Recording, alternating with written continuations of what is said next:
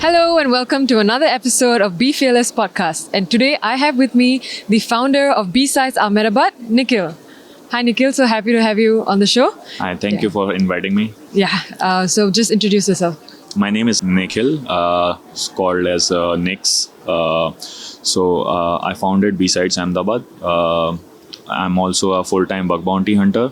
I'm also an advisor to riskprofiler.io.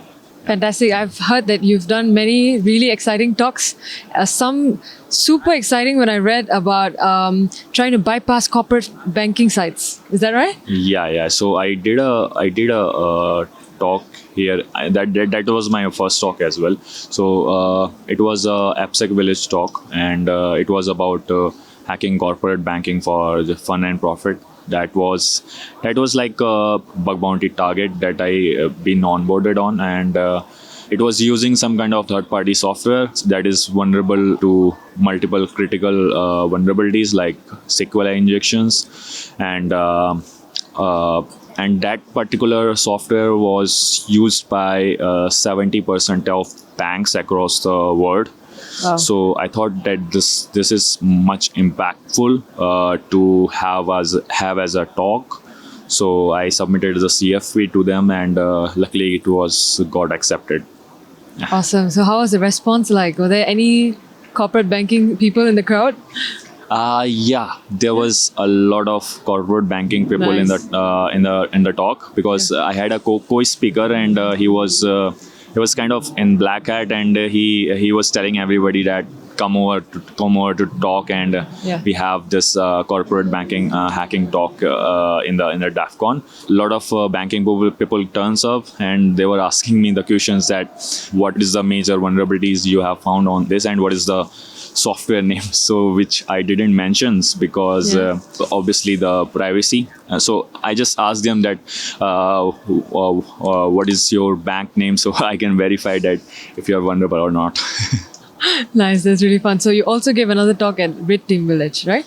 No, not a Red red team village. It's a bug bounty village. Bug bounty village. Yeah. Sorry. So that's the bug bounty village talk was the first. I mean, the bug bounty village was the first village, inaugural village in the DAFCON. So I've been into bug bounty since last 10 years. Wow. So that talk was all about my journey throughout 10 years. How I what is my success criteria in bug bounties? How do I overcome the failures? How what are the most impactful findings I have found during my journey, and how to have a full-time bug bounty as a career. And something like that. So it was and overcome the challenges which you face during all these years, like mental health and imposter syndromes and multiple other things that comes across all these years. So that was the talk is all about. Nice. So over the years, technology has advanced so much. Applications have changed, right? So how has your bug bounty methods evolved with it? So I mean, you have to grow your techniques, you grow your tools according to the generation. So there are very limited resources available during 2013 or 2014, but nowadays a lot of new tools, even the AI is a lot of help to us. So big advancement has been happened over the years, and I think it's become quite easier to hunt on a target, because if you know a target very well, you will end up with some more impactful vulnerabilities any day. So you're saying AI is actually making your lives easier, right? Yeah, To find vulnerabilities. That's a pretty positive view on it. Yeah, I mean, let's say if in 2013-14, you have to have a language proficiency. So now what happen is you can actually automate it within few minutes, however you want to run the code. and in whatever language you want it. So it's I mean, that's how the AI being used during this year. Nice. So I've also read that you've helped more than 300 companies in the past 10 years. Yeah. And I'm very curious to know what was your favorite bug, or like the most interesting trick that you had to pull out of your book, to figure out a bug. I mean, if I go choose us just one bug, it will become a little difficult for me to actually judge. But I hacked into an e-commerce company, and that was like a very interesting bug. Like, it was again a SQLi injection, and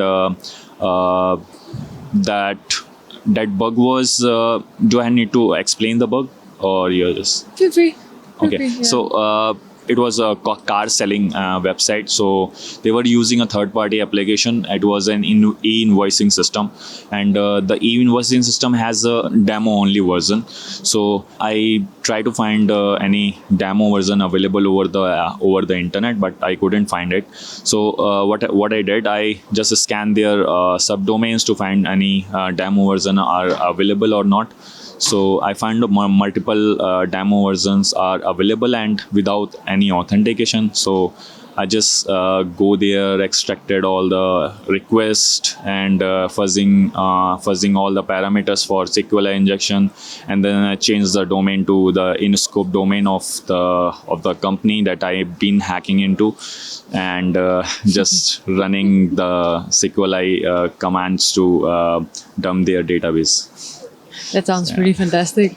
So how has the reception been so far, from companies' perspective? Sorry. Every time you find these kind of bugs, have they always been very welcoming?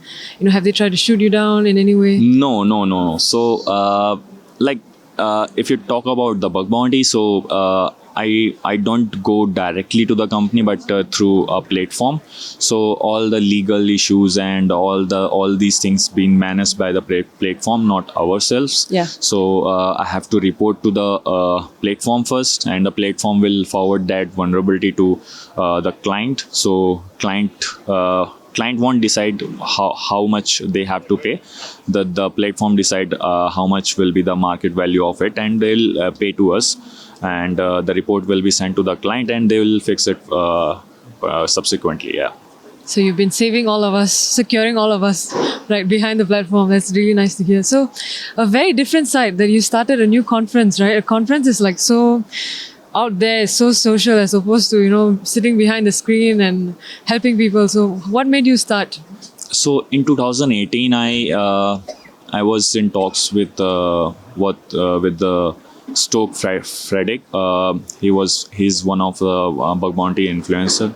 So we were in Goa, and he was taking our interviews, and we are just having chat over the beer.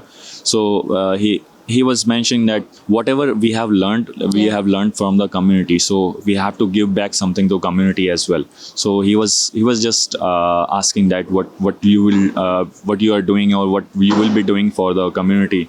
Later I thought that, there are no technical conferences, not much technical talks happen in India. So I want to start something that I can invite speakers from outside, and have some technical talks where the people get benefited from it. So that's the reason I started to give back to the community, and just like this only. That's so beautiful. So how did you find your team?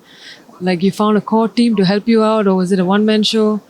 So it's not a one-man show. There is a complete team behind it.